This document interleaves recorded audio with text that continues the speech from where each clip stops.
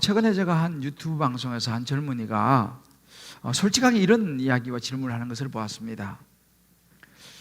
저는 직장 생활하면서 어느 순간부터 돈이 삶의 기준이 되었습니다. 솔직히 말하면 돈이 되는 일에는 막 관심이 가고 돈이 안 되면 저는 무관심합니다. 저는 솔직히 돈을 너무 좋아합니다. 사실 편하게 살고 싶습니다. 그래서 돈을 제가 잘 다루기 위해서는 어떻게 해야 합니까? 라는 이야기와 질문이었습니다. 여러분, 이 이야기가 2000년 만의 이야기겠습니까? 요즘 우리 사회에는요, 새로운 이 신조어가 생겨나고 있습니다. 영혼까지 끌어모아서 뭘 해야 된다. 또 최근에 그 파이어족이라고 이런 거 아마 들어보셨을 거예요. 파이어족. 이것은 뭐냐면 젊은 시절에 완전히 정말 죽도록 일을 해서 돈을 빨리 모아가지고 좀 일찍 은퇴해서 노후를 일찍 시작하며 즐기며 살고 싶다 해서 모든 걸 쏟아붓는 그런 젊은이들, 파이어족이라고 불립니다. 물론 오래전에 벌써 딩크족이라고 하면, 여러분들이 딩크족은요, 결혼했지만 아이를 낳지 않는 부부입니다. 열심히 일을 하고 돈을 벌어서 그냥 즐기며 살자라는 것이죠. 자, 이런 그 용어들이 등장하는데 그 핵심에는 뭐가 있겠어요? 그러니까 돈이 있습니다. 여러분, 코로나 시대에 가장 화두가 무엇입니까? 백신인가요? 그렇죠. 백신 너무 중요하죠. 근데 여러분, 사실은 코로나 시대에 가장 핵심적인 화두는 돈입니다. 백신을 사려면 돈이 있어야 하지 않습니까? 또 여러 가지 코로나로 인한 여러 가지 경제적인 여러 상황들이 전부 다 돈하고 맞물려 있습니다. 여러분, 이렇게 보면 우리가 사는 이 세상을 움직이는 것, 권력의 힘, 우리의 삶을 지배하는 모든 것, 핵심에 뭐가 있습니까? 돈이 있습니다. 목사가 이거 돈 이야기하니까 아마 여러분 조금 좀 세속적으로 들리실지 모르겠습니다만은, 여러분, 하나님은 돈에 관심이 있으실까요? 하나님은 돈에 관심이 많으십니다. 성경에 보면요, 이 돈에 대한 이야기가 수없이 등장합니다. 어떤 분은 성경에 돈에 대한 이야기가 2390번이 등장한다고 이렇게 연구하신 분도 계세요. 성경은 돈에 대해서 적어도 2000번 이상 언급을 합니다. 성경 우리에게 돈에 대해서 알아야 된다라고 이야기를 합니다. 심지어 학개서 2장 8절 같은 데 보면 금도 내 것이요 은도 내 것이요 나 여호와의 말이니라, 하나님께서 그런 말씀하셨어요. 금, 그거 내 거야 라고 아주 그냥 직접적으로 말씀하시죠. 여러분, 생각해 보십시오. 선교사를 보내야 되는데 뭐가 있어야 되겠습니까? 물론 당연히 기도해야 되죠. 그런데 선교사를 보내면 돈이 있어야 됩니다. 어려운 사람들을 구제하고 도와주려면 뭐가 있어야 됩니까? 물론 따뜻한 좋은 마음이 있어야 되지만 돈이 있어야 도와주지 않습니까? 당장 몸이 아파서 병원에 가려면 진료비, 돈이 있어야지 않습니까? 요즘 우리 젊은이들 직장 인터뷰 면접 보러 가려면 옷이라도 한 벌 괜찮은 거 사서 입고 가야 되지 않습니까? 이거 다 뭡니까? 다 돈이죠. 우리 인생에서 보면 가장 많은 비중을 차진 게 결국 돈입니다. 가정에도 보세요. 가정에서 문제가 많은 게 있지만 가정 문제 가장 핵심이 뭡니까? 돈입니다. 돈이 없으면요, 친구도 끊어집니다. 이거 제 이야기가 아니고 성경 이야기하고 있어요. 잠언 19장 4절을 보면 재물은 많은 친구를 더하게 하나 가난한 자 친구가 끊어지니라. 사람도 돈이 있을 때 모이죠. 돈 없으면 사람도 끊어진다. 성경이 말하고 있습니다. 여러분, 예수님도 있잖아요. 돈 이야기 되게 많이 하셨어요. 마가복음 12장 41절을 보면 예수님께서 이렇게 말씀하십니다. 예수께서 헌금함에 대하여 앉아서 무리에게 헌금에 대해서 말씀하시는 대목이 나옵니다. 부자는 많이 넣는데 한 가난한 과부는 와서 두렙돈, 아주 적은 돈을 넣는 이 부분을 예수님께서 말씀하시면서 이 돈에 대한 이야기를 하세요. 바리새인들 예수님을 시험한 것이 무엇이었습니까? 여러 가지로 많이 시험했지만 바리새인들이 예수님을 시험한 것 중요한 것 중에 하나가 뭐냐면 돈이었습니다. 당시 이 화폐를 가져와 가지고 이 세금 낼 돈을 내게 보이라 하고 이제 데나리온을 가져와서 이거 누구 것이냐? 라고 아주 곤란한 질문을 합니다. 이 돈 이거 누구 것이냐? 이 세금 낼 돈 이거 누구 것이냐? 근데 예수님이 이렇게 유명한 말씀을 하시죠. 21절에 보면 가이사의 것은 가이사에게, 하나님의 것은 하나님께 바치라. 정말 지혜로운 대답으로 그 상황을 이제 넘어가시는 모습 나옵니다. 오늘 이 요셉 이야기에도요, 돈이 등장합니다. 이 애굽의 총리가 된 요셉이 형들을 만났을 때 형들을 마지막 테스트 시험한 것이 뭔지 아세요? 돈이었습니다. 오늘은 은잔으로 나옵니다. 제가 이 창세기를 묵상하고 오늘 본문을 연구하고 묵상하고 기도하면서 제 마음에 그런 질문이 들었어요. 왜 요셉은 하필이면 돈, 은잔을 가지고 형들을 시험하려고 했을까? 이 부분에 제가 굉장히 눈길이 갔습니다. 아니 꼭 뭐 돈 아니든 무슨 뭐 옷이라든지 뭐 다른 물건이라든지 이런 거 가지고 형들을 이렇게 테스트해 볼 수도 있지 않습니까? 왜 하필이면 돈일까? 여러분 사실 이 본문을 가만히 묵상해 보면 이 부분은 뭐 연극으로 치면 어떤 핵심 줄거리라기보다는 연극 옆에 등장하는 소품 있잖아요. 소품. 뭐 그 정도 역할을 해요. 이 돈이라는 것은요. 그렇지만 이 돈이라는 것은 굉장히 중요한 매개체의 역할을 하고 있습니다. 저는 여기에서 우리 인생을 파고드는 중요한 의미가 있다. 요셉이 왜 이 돈, 이 은잔을 가지고 이렇게 했느냐? 하나님께서 왜 이런 메시지를 우리에게 주시느냐? 중요한 의미가 있다고 생각을 합니다. 저도 여러분도 그렇다시피 우리가 이 돈은요, 요셉의 인생에서도 굉장히 중요한 부분이었습니다. 뭔가 이제 형들이 아직 자기를 몰라보고 있지 않습니까? 형들이 자기한테 과거에 어떻게 했습니까? 노예로 팔아버리는 참 기가 막힌 죄를 지었죠. 자, 그러면 이 형들한테 이제 뭔가 이제 하나의 뭘 가지고 이야기를 해야지 않습니까? 그때 아마 요셉은 여러분 기억나실지 모르겠습니다. 22년 전이었습니다. 형들에게 울며 불며 애원하여 매달렸으면 형님들 나 좀 내가 잘못했으니까 나 팔지 말아달라고 정말 옷자락을 붙잡고 매어달리던 그 순간이 있었습니다. 그때 형들이 어떻게 했습니까? 매정하게 돌아서면서 뭘 했습니까? 은 20을 대가로 받았습니다.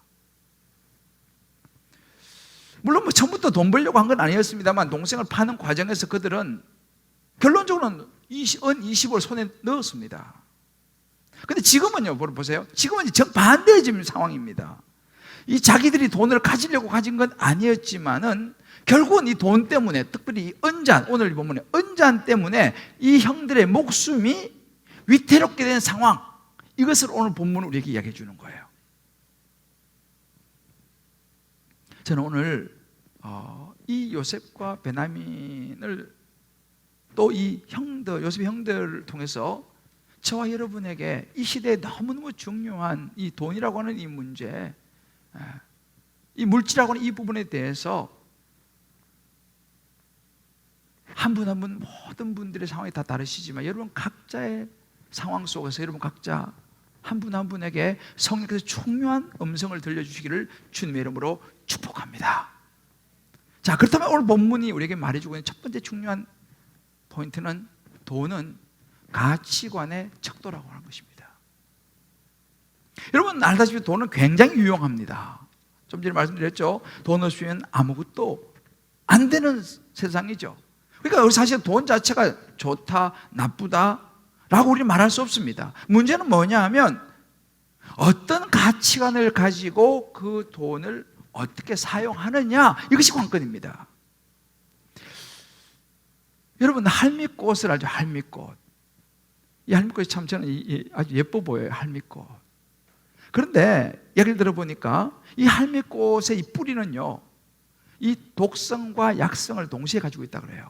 그래서 이 할미꽃 뿌리를 한꺼번에 따라서 마시면 사약이 되고요, 이걸 조금씩 먹으면 이게 약이 된다고 해요.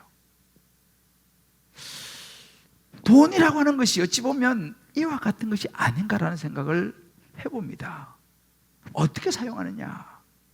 자, 이 요셉이 집 관리인에게 시켜서 형들이 처음 애굽에 와서 돌아갈 때 몰래 형들 그 곡식 자료에다 돈을 넣게 만들죠. 나중에 형들은 이제 그걸 발견합니다. 그리고 두려움이 뜹니다. 안 그래도 지금 정탐꾼으로 몰려가지고 시몬 형은 볼모로 잡혀 있는데 자루에 돈까지 들어있으니 이거 큰일 났다. 우리가 이거는 거 아닌데 그들은 돈 때문에 두려움을 떨었습니다. 이번 두 번째입니다. 물론 이제 그 부분은 첫 번째는 와서 이제 청지기에 막 이야기를 해서 이제 문마가 됐지만 두 번째 이제 총리 집에 가서 식사 대접을 잘 받고 이제 곡식도 가져갈 만큼 넉넉히 채우고 그리고 시므온도 이제 풀려나서 함께 이제 베냐민과 함께 집으로 돌아가는 아주 성공적인 그런 케이스, 아주 분위기 좋은 상황입니다. 근데 그때 요셉이 다시 그 집 관리인에게 시킵니다. 각자의 자루에 돈을 집어넣고 특별히 베냐민의 자루 속에는 이 내가 쓰던 은잔을 집어넣어라 시킵니다. 자, 이것도 모르고 있는 이 형제들은 어떻게 됩니까? 이 일이 발각되면 치명적이죠. 치명적인 처벌을 받게 됩니다. 왜냐하면 당시에는 이 도둑질을 굉장히 엄격하게 다루던 시절이었고, 특별히 이 잔의 의미는요, 당시 어떤 그런 그 애굽의 어떤 제사를 드리는 이런 그 도구로 쓰였기 때문에 이걸 훔쳐간다 신성 모독죄입니다. 이건 굉장한 죄입니다. 이제 얼마 지나지 않아서 이제 요셉 형들이 출발을 했습니다. 요셉 관리에게 빨리 추격을 해서 찾아라 명령을 내리죠. 추격해서 가서 형들을 따라잡았습니다. 그리고 그들이 말합니다. 너희들이 뭔가 도둑질을 해갔다. 형들이 뭐라고 말합니까? 절대로 그런 일이 없습니다. 결백을 주장합니다. 우리는 절대로 그런 일을 한 적이 없습니다. 그러면서 구절이 이렇게 말해요. 당신의 종들 중 누구에게서 발견되든지 그는 죽을 것이요, 우리는 내 주의 종들이 되리이다. 이건요, 자기들은 너무 명백한 거예요. 도둑질 한 적이 없는 거죠. 그래서 목숨을 겁니다. 발견되는 그 사람 죽고 나머지 우리는 종이 되겠습니다. 그런데 관리인들이 뭐라고 얘기합니까? 그게 아니고 발견되면 그 사람은 종이 될 거고 나머지는 너희들은 나머지는 죄가 없다. 상당히 감해 주는 거예요. 그죠? 자, 그리고는 이제 맏형부터 자루를 풉니다. 한 사람씩 푸는데 물론 자기들 결백하지만 그래도 혹시라도 또 이상한 일이 자꾸 생기니까 지금 얼마나 마음이 조마조마했겠습니까? 맏형부터 자루를 푸는데 한 사람 한 사람 풀 때가 조마조마하는 거예요. 그런데 마침 안 나왔어요. 이제 마지막 한 사람 남았어요. 막내 베냐민 딱 남은 거예요. 아마 그들은 설마 했을 거예요. 그렇지만 한편으로 또 이거 이상한 일이 생기면 안 되니까 조마조마했겠죠. 아니야 다를까, 베냐민의 자루를 푸는데 거기서 돈과 잔이 발견되었습니다. 그 순간 여러분 생각해 보세요. 얼마나 큰 충격과, 그럼 우리말로 막연자실한 거죠. 이거 어떻게 된 일이냐 말이지. 이거 어떻게 된 일이냐. 그러면서 그 형제들이 옷을 찢습니다.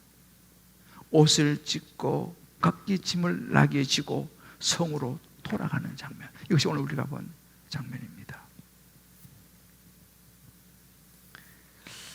자, 왜 요셉은 이렇게 이 돈을 가지고 이렇게 형들을 테스트하려고 했을까라는 거예요. 여긴 중요한 원리가 하나 있습니다. 이 부분에 대해서 그래도 아주 성경적인 학자들의 견해들을 또 제가 쭉 연구해 보면서 발견한 한 가지 중요한 것이 뭐냐 하면, 과연 이 형들이 막내 동생 베냐민에 대해서 어떤 태도를 취할 것인가를 요셉은 보기를 원했습니다. 왜냐하면 범인은 누구예요? 지금 베냐민이 범인입니다. 그죠? 그러니까 베냐민만 잡혀서 종이 되면 되는 거예요. 왜? 나머지는 그 사람만 종이 되고 나머지는 죄가 없다, 이렇게 요셉의 이 청지기 관리들이 이야기했지 않습니까? 그러니까 요셉 형들 입장에서 보면요, 자기들은 그런 적 없지만 아무튼 베냐민 자료에서 발견됐으니까 베냐민 미안하지만 어쩔 수 없다. 너는 그냥 여기서 남아서 종하고 우리는 그냥 가야겠다 라고 말할 수 있죠. 또 그 돈 자료에, 그 자료에 든 돈은 지금 문제 삼지 않습니다. 그러니까 지금 오히려 돈을 많이 벌어서 베냐민만 포기하면 자기들은 그냥 돈은 돈대로 가지고 집으로 돌아갈 수 있는 이런 상황이었습니다. 자, 어찌 보면 과거 22년 전에는 은 20을 받았어요. 지금 이 은 20보다 훨씬 더 많은 돈입니다. 그들 앞에 놓인 선택이 무엇입니까? 베냐민이냐 돈이냐? 과연 형들은 무엇을 선택하겠습니까? 요셉은 이걸 보기를 원했던 것입니다. 이 돈을 통해서 형들의 마음을 알기를 원했어요. 이 돈이 형들의 마음의 척도입니다. 분명히 지난번에 만났을 때 자기들끼리 못 알아듣는 줄 알고 막 우리가 그때 요셉 막내 동생에게 죄를 져서 우리가 그렇게 된 거야 라고 막 회개했지 않습니까? 그게 진짜인지 가짜인지 그걸 알아보는 척도가 뭐냐? 돈이라는 것입니다. 즉 이 상황에 부닥친 것이죠. 과연 이들이 진짜 변했을까? 그들이 정말 회개하는 마음일까? 돈을 가지고 보겠다는 거죠. 여러분 보세요. 예수님께서요, 우리 그리스도인들의 삶의 원리를 설명하는 것이 산상수훈입니다. 마태복음 6장부터 나오죠. 근데 산상수훈을 말씀하실 때 중요한, 예수님께서 한 가지 이 원리를 말씀하시는데 마태복음 6장 21절로 이렇게 말합니다. 네 보물이 있는 그곳에 네 마음도 있느냐 이렇게 말했어요. 이게 영어로 트레저라고 표현하는데 너의 재물이 있는 그곳에 네 마음이 있다. 쉽게 말해서 네 돈이 있는 곳에 네 마음이 있다. 돈이 마음의 척도다라고 예수님께서 분명히 말씀하셨습니다. 여러분 잠언 14장 24절을 보면요, 또 이 돈에 대한 중요한 이야기를 합니다. 지혜로운 자의 재물은 그의 면류관이요 미련한 자의 소유는 다만 미련한 것이니라 그랬습니다. 이제 보세요. 둘 다 재물입니다. 지혜로운 사람에게 재물, 돈, 또 미련한 사람에게 소유, 돈. 그런데 결론이 달라요. 지혜로운 사람에게 재물, 돈은요 면류관이 된다는 거예요. 그런데 미련한 자에게 돈, 이 소유는요 그것이 미련하게 만든다는 것을 우리에게 이야기해 주고 있습니다. 무슨 말일까요? 어떻게 하면 면류관이 될 수 있습니까? 바로 이 지혜로운 자는요 하나님을 경외하는 자입니다. 다시 말해서 이 재물, 이 돈을 가지고 하나님을 위해 사용하는 사람이에요. 성교와 구제와 하나님의 영광을 위해서 사용하는 사람은요 그 돈, 재물이 면류관이 되는 것이고, 그것을 자기만을 위해서 사용하는 사람은요 그것이, 그 돈이 오히려 그 재물이 미련한 것으로 우리를 이끌어간다라고 하는 이야기입니다. 다시 말하면 똑같은 돈이라도 어떻게 사용하냐에 따라서 완전히 달라진다는 것을 성경이 우리에게 보여줘요. 여러분 제가 최근에 한 교수님 강의를 들으면서 이 칙펠레라는 사람을 알게 됐어요. 아마 여러분 들어보신 분이 있으실 것이라 생각합니다. 칙펠레. 이 칙펠레는 미국의 그 패스트푸드 업계 요즘 부동의 1위입니다. KFC 이런 것처럼 프랜차이즈인데, 이 칙펠레는 이제 치킨 샌드위치, 너겟, 감자튀김, 이제 치킨이 이제 주력 상품인데, 지금 이제 미국에 있다가 한국에 온 유학생들이 가장 그리워하고 먹고 싶어하는 그 샌드위치가 칙펠레 샌드위치라고 그래요. 저는 먹어보지 못했어요. 근데 이 칙펠레의 중요한 특징이 있어요.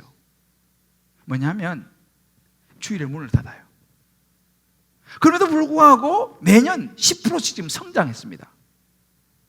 그래서 이 칙펠레의 그 창업주의 모토가 뭐냐면요, 이 창업주가 잠언 22장 1절을 모토로 내세웠습니다. 이분이 뭐냐면 많은 재물보다 명예를 택할 것이고 은이나 금보다 은총을 더욱 택할 것이다 라고 하는 이 성경 구절을 모토로 해가지고 나는 돈, 재물보다는 사람이다, 하나님 하나님께 영광을 돌리는 것이다. 이런 모토를 가지고 주일날 문을 닫습니다. 근데 이제 문제가 뭐냐면, 여러분, 이 롯데 몰도 가고, 이 푸드코트, 이제 푸드코트 가면 제일 장사가 언제 잘 됩니까? 토요일, 주일이 제일 장사가 잘 되지 않습니까? 사람들이 많이 몰에 오니까. 그래서 많은 몰들이 주일날 푸드코트의 문을 안 열면 입점을 안 시켜요. 왜요? 제일 장사해야 할 때 문을 닫아버리면. 그런데 미국에 가서 그 몰에는 이 칙필레가 입점을 시켜준 거예요. 왜 시켜줬나 보니까 월요일에서 토요일까지 매상이 주일날 문을 닫아도 더 많이 나오는 거예요. 그러니까 백화점 쪽에서도 손해보는 장사 아니지 않습니까? 그래서 입점을 시켜준 거예요. 그래서 푸드코트 다 문 여는데 칙필레는 문을 닫았어요. 이렇게 말합니다. 그 창업주가, 우리는 치킨 비즈니스가 아니고 사람 비즈니스다. 돈이 아닌 사람의 목적이다. 이렇게 이야기를 해요. 그러니 이렇게 나가니 하나님께서 어떻게 여기를 축복하지 않을 수 있겠습니까? 지금 우리나라하고 일본은 이 칙필레가 못 들어왔다 그래요. 왜 못 들어왔냐 보니까 일본도 그렇고 한국도 그렇고 주일날 문을 안 열면 우리는 못 받아주겠다. 이렇게 나온 거예요. 그래 칙필레에서 그러면 그럼 우리는 안 들어가겠다. 그래 지금 일본하고 한국은 이게 안 들어왔어요. 무슨 이야기입니까? 그래서 이 사업이 너무너무 지금 잘 되고 있어요. 지금 전 세계적으로요. 바로 돈의 원칙이죠. 하나님 중심의 가치관입니다. 이 사람 확실하게 돈의 가치를 딱 보여주는 거죠. 저도 이거 하도 못 먹어봤는데 미국 언제 갈 일 있으면 꼭 먹어보려고 그래요. 이 칙필레 맛있다 그래요. 정말 이 소스도 맛있고. 여러분 그렇습니다. 우리가 있잖아요. 아무리 뭐 신앙생활에서 뭐 믿음 이야기하고 뭐 이러니 저러니 뭐 이런저런 말을 해도 사실은 돈이 그 사람의 믿음의 척도일 가능성이 높다 이 말입니다. 그 사람이 돈을 어디다가 가장 많이 사용하는가 보면요, 그 사람이 돈을 어디서 쓰는 거 보면 그 사람의 관심사가 나온다는 거예요. 우리 가정에서도 마찬가지죠. 어디다가 돈을 가장 많이 쓰느냐. 예를 들어서 뭐 한 달 동안 나는 뭐 밥 먹는데 사람들 만나 밥 먹는데 가장 돈을 많이 쓴다. 그럼 그 사람은 가장 관심이 뭐예요? 관계를 맺어가는 거예요. 밥 먹으면서. 예를 들어서 우리 집에 지금 애들 공부시키고 학원 보내는데 돈을 가장 많이 쓴다. 그럼 그 집 관심은 그 자녀 교육인 거죠. 뭐 이것이 여러분 뭐 옳다 그러다 이런 의미가 아닙니다. 관심사죠. 그럼 그 집에는 하나님의 일을 위해서 가장 많이 쓴다. 그러면 그 집의 관심사는, 그 사람의 관심사는 하나님입니다. 그래서 여러분 이런 말 하잖아요. 11조는 신앙 고백이다 이렇게 말해요. 왜요? 이러니 저러니 이야기해도 열이 다 하나님께로부터 왔는데 그 중에 하나는 내 것이라고 말씀하셨는데 그 11조를 주님께 드리는 거, 그게 신앙 고백이라는 거예요. 이런저런 이야기해도. 왜냐하면 하나님께 드리는 그것이 자기 믿음이니까. 물론 드릴 것이 없는 분들, 하나님 아시죠? 예수님 그렇게 말씀하셨지 않습니까? 쩌렁쩌렁 넣는 부자보다 가난한 부자가 정성을 모아서 내는 두 렙돈, 부자에게 푼돈처럼 보이는 그 두 렙돈, 그것이 진짜다라고 예수님 그렇게 말씀하셨잖아요. 여러분 각자 한번 이 부분을 가지고 적용해 보세요. 물질 있는 곳에 너 마음이 있다는 말, 여러분 동의되셔요? 한번 말씀 못 들어가지고 한번 각자 한번 물어보세요. 아니 달방에서 꼭 한번 나눠보십시오. 나는 돈을 어디다가 가장 지금 많이 사용하고 있느냐 한번 스스로 한번 보십시오. 하나님께 내게 준 거 감사하고 자족하면서 정말 주님 나라에서 헛되구제하면서, 헛되구제하면 내가 넘치도록 한 개 주겠다고 하신 하나님의 약속, 내가 이거 믿느냐라는 거예요. 그래 얘기하더라고요. 아껴서 부자 되면 작은 부자가 되고 하나님이 부으셔서 부자 되면 큰 부자 된답니다. 할렐루야. 정말 나는 하나님이 축복하신 다는 것을 믿느냐? 재물을 내 뜻대로 사용하는 미련한 종인가, 아니면은 하나님의 뜻대로 사용해서 지혜로운 사람으로 살아가고 있는가? 두 번째, 우리에게 주는 교훈은 강렬한 유혹이라는 거예요. 돈은요, 굉장히 돈이 강렬하다. 이런 강렬한 유혹인 이 돈, 이 우리에게 주는 시험을 이기려면 어떻게 되냐라는 거예요. 그 첫 번째는 돈의 주인을 알아야 된다라고 말합니다. 오늘 13절을 보게 되면 이렇게 말합니다. 그들이 옷을 찢고 각기 짐을 나귀에 싣고 성으로 돌아가니라. 자, 이게 뭐냐면요, 요셉의 형들의 선택의 모습이에요. 물론 다음 주에 제가 자세히 좀 말씀드리겠습니다만은 지금 이 형들이 뭘 선택했습니까? 돈보다는 동생 베냐민을 선택했어요. 그러니까 옷을 찢고 베냐민 미안하다, 어쩔 수 없다, 너한테서 나왔으니 넌 남아라 하고 돌아가지 않고 형제들이 모두 자기 옷을 찢으면서 짐을 싣고 베냐민 데리고 같이 애굽으로 돌아갑니다. 예전과는 다른 모습을 지금 보여주고 있죠. 여러분, 세상에서요, 우리 신앙에도 마찬가지입니다. 하나님과 대척점에 있는 것이 여러분 뭔지 아세요? 하나님과 견줄 만한 것이 뭔지 아세요? 예수님께서 이렇게 말씀하셨어요. 마태복음 6장 24절을 보게 되면 한 사람이 두 주인을 섬기지 못할 것이니 혹 이를 미워하고 저를 사랑하거나 혹 이를 중히 여기고 저를 경히 여김이라.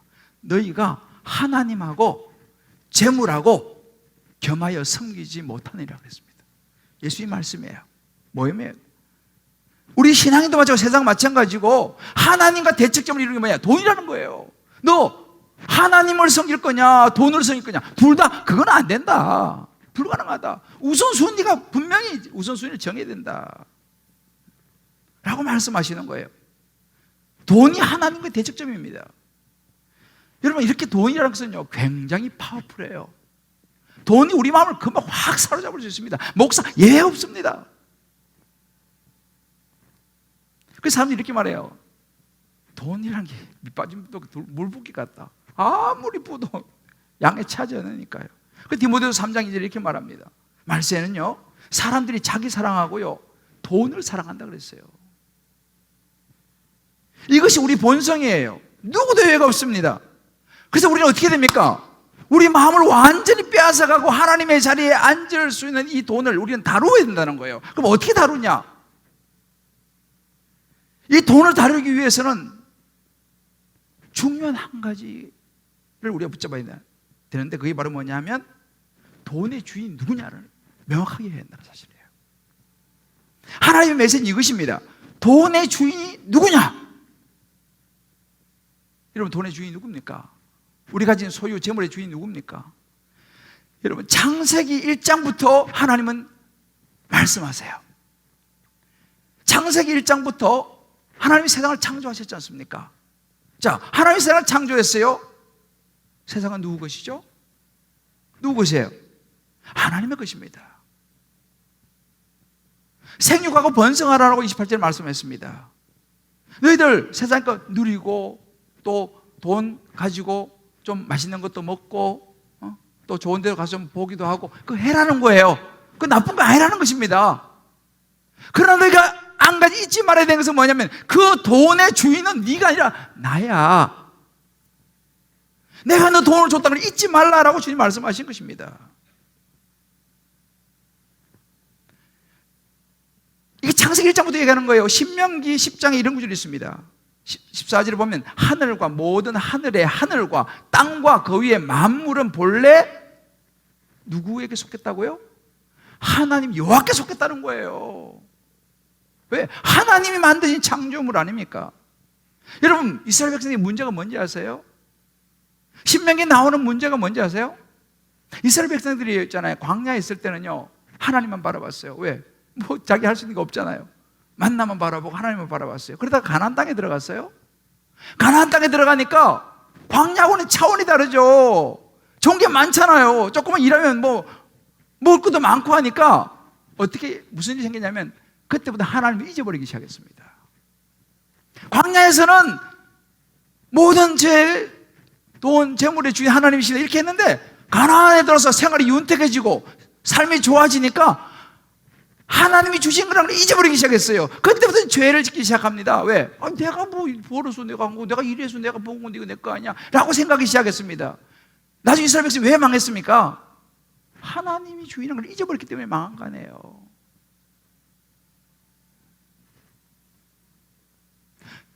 계속 성경에 보면 이런 말씀을 잊어버리지 마라. 잊어버리지 마라. 계속 말씀하십니다. 뭘요? 네가 주인이 아닌 걸 잊어버리지 마라. 그래서 학개서 2장 8절 이렇게 말합니다. 딱 단도직입하게 말씀하십니다.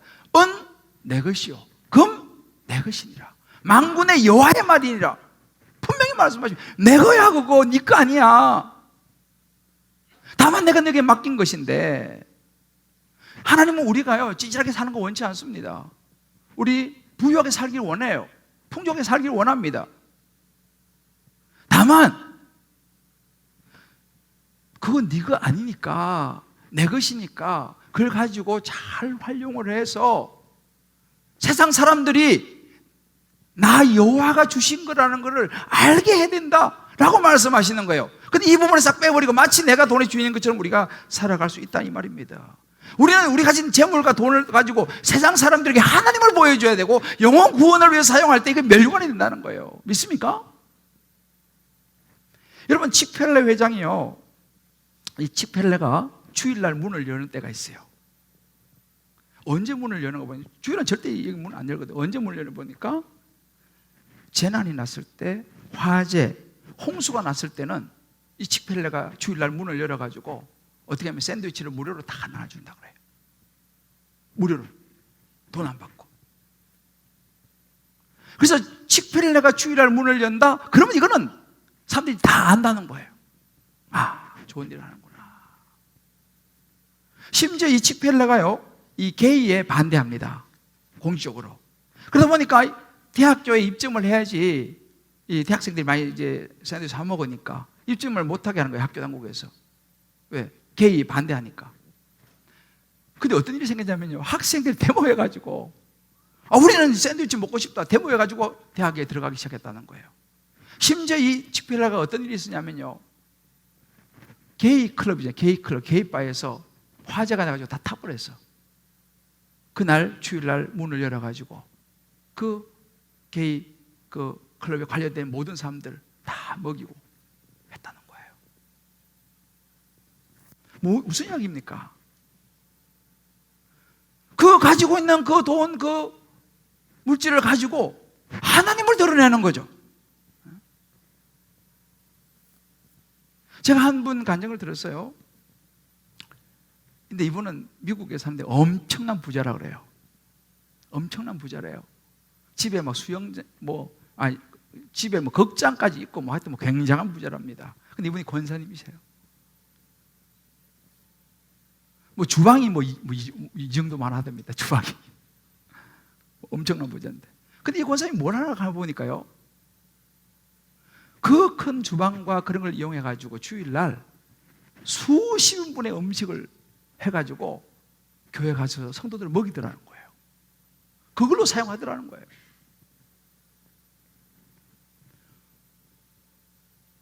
저는 우리 주님 기쁨의 교회 모든 우리 권사님들도 그렇게 부자 될 수 있게 되기를 주의 여러분 축복합니다. 할렐루야. 그렇게 부자 돼서 좀 수십 인분 좀 해가지고 얼마나 좋은 일입니까? 그렇잖아요.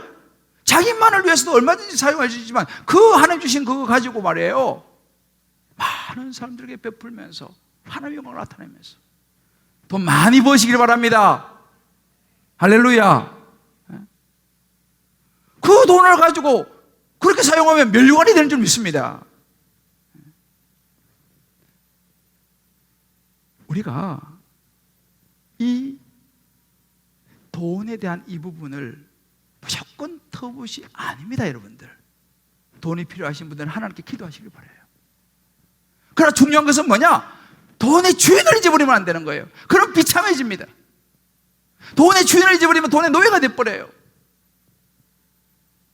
그래서 우리가 두 번째 알아야 될 것이 뭐냐면, 돈의 유혹에 날마다 돈의 유혹을 뿌리쳐야 됩니다. 왜? 돈이 너무너무 유혹이 세기 때문에. 자, 여러분 생각해 보세요. 만약에 요셉 형제들이 이전처럼 돈 선택하고 베냐민 버려버렸다 생각해 봅시다. 베냐민, 너 미안해, 어쩔 수 없어. 옛날에 20 받고 요셉을 팔아버리듯이 어쩔 수 없어. 너 그냥 억울하지만 눈이 나왔으니까 어쩔 수 없잖아. 너 남아 하고 그냥 가는 쪽을 만약에 요셉 형들이 선택했다고 생각해 보십시다. 어떻게 됐을까요? 그들이 무사할 수 있었을까요? 어려웠을 거예요. 다음 주에 나와 이 부분은요. 그거는 진정한 변화가 아니에요, 사실은요. 근데 이 요셉의 형제들이요, 그 유혹을 뿌리치고 아니에요. 과거에는 은희집 받고 동생 팔아버렸지만 지금은 이제는 돈 아니야. 우리는 베냐민이 중요해요. 이게 그들을 살렸습니다. 여러분, 돈이라는 걸 그런 이야기를 해요. 돈은 마약과 같다, 그렇게 이야기하더라고요. 저는 뭐 마약을 이렇게 해본 적이 없어서 모르지만 마약을 한번 딱 이렇게 하면요, 그걸 잊을 수가 없대요. 그 마약을 맞았을 때 뭐 어떤 뭐 황홀함이 뭐가 있는 모양이에요. 그걸 잊어버릴 수 없대요. 그래서 사람들이 다 한 번만, 그리고 또 한다는 거 아니에요. 이 도박도 그런 경향이 있다더라고요. 도박 한 번 이 돈의 맛을 보면 막 끊지를 못한다는 거예요. 어떤 사람들은 뭐 손을 막 잘라버린다고 나중에 발로 하더라는 거예요.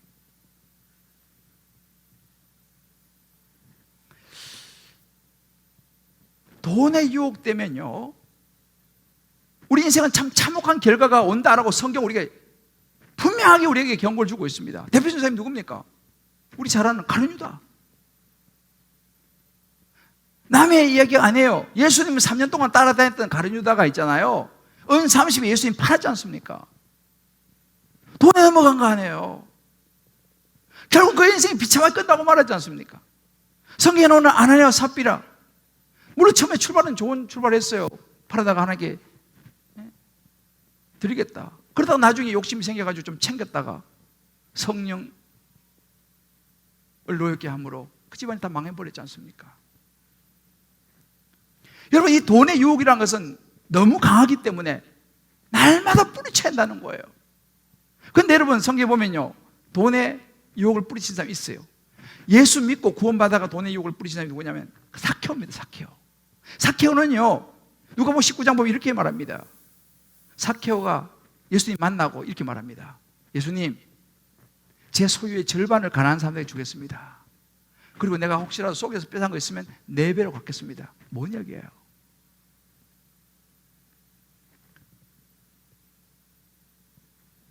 디모전서 6장 10절 이렇게 말합니다. 돈을 사랑함이 일만하게 뿌리가 된다. 돈을 사랑하면 일만하게 뿌리가 된다. 이것을 탐내는 자는 미혹을 받아서 믿음에서 떠나게 되고 많은 근심으로 자기를 찔러도다. 여러분, 돈이 나쁜 게 아니라 돈은 사랑할 대상이 아니라는 거예요. 돈을 사랑하게 되면요, 돈이 나를 지배해버린다는 사실입니다. 리차드 포스트라고 유명한 영성신학자가 그런 얘기가 있어요. 돈, 섹스, 권력이란 책이 유명한 책이에요. 이 세 가지라는 게 결국 인생의 돈, 섹스, 권력. 그래서 제가 목사지만 목회하는 선배 목사님들이 하는 이야기가 그 이야기인 거예요. 목사가 조심해야 할 세 가지가 있는데 돈, 여자, 명예, 이 권력, 이거 조심해야 된다. 맞습니다. 제가 목사지만 늘 항상 제가 생각하는 게 바로 그런 거예요. 돈 조심하고, 여자 조심하고, 명예 조심하고. 여러분 어떻습니까? 각자 한번 적용해 보세요. 나는 돈의 주인이 하나님이라고 내가 진짜 믿는가? 아니면 아이고 그래도 이거 내가 번 돈인데 내 건데 라고 그 돈의 소유가 내 것이라고 생각하는가? 여러분 지금까지 살아오시면 돈 때문에 시험 든 적 없으세요? 돈 때문에 신앙이 흔들린 적 없습니까? 오늘 이 말씀을 들으시면서 여러분 너무너무 중요한 부분입니다. 저는 이 요셉과 베냐민을 묵상하면서요, 하나님께서 저에게 이 부분을 보게 하셨어요. 근데 너무너무 묵상하면 할수록 너무너무 중요한 부분인 거예요. 나는 내 모든 재물, 내 모든 소유를 내 마음대로 쓰지 않고 내가 주인은 하나님이시니까 내가 청지기로서 정말 어려운 이웃을 돕고 전도하고 선교하고 영혼 구원하는 일에 내가 사용할 것을 결단할 수 있겠느냐. 사랑하는 성도 여러분, 학개서 2장 8절에 분명히 주님 말씀하셨어요. 은도 내 것이요 금도 내 것이라. 만군의 여호와의 말이니라. 아멘. 돈의 시험이 마지막 시험이었어요. 요셉의 형들의 이야기가 남의 이야기가 아닙니다. 제 이야기예요. 저와 여러분이 신앙의 여정 가운데서 정말 다시 한 번 더 철저하게 점검하면서 조심하며 가야 되는 게 돈입니다.